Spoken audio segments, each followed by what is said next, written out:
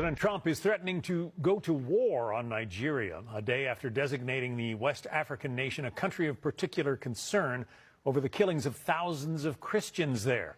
Stephanie Bennett is live in London with more on this. Stephanie.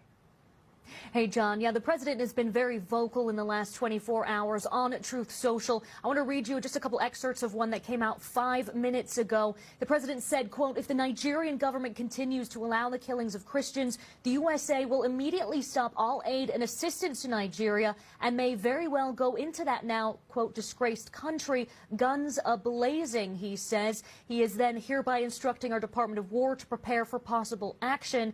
And he also says in that post, warning the Nigeria government better move fast. Now, yesterday, the president posted also on Truth Social announcing that he was going to put this country as a country of particular concern, saying something must be done. He's now asking Congressman Riley Moore, Chairman Tom Cole, and the House Appropriations Committee to look into it and to report back.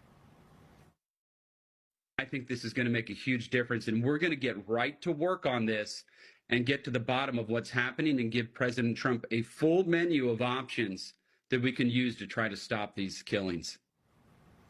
Yeah, and Moore says there's about 15 possible options, including suspension of security assistance and targeted sanctions. Nigeria is, of course, considered one of the most dangerous places in the world to be a Christian, according to the well-regulated Open Doors International Group. Over the years, thousands of Christians have been killed in churches, schools, and entire villages have been burned. Some even brand it a genocide. The Nigerian government vowed today to keep fighting violent extremism and said it hoped Washington would remain a close ally. But some analysts blame the country's inability to protect its citizens over that wide spectrum of armed groups that operate across the country, including Boko Haram.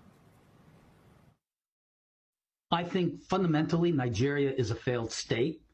Corruption is simply out of control. So are the kinds of resources that should be there. It is a major exporter of oil, so it should be a rich country, but a lot of it gets diverted through corruption. So they don't have the resources in order to provide their security forces what they need in order to fight back.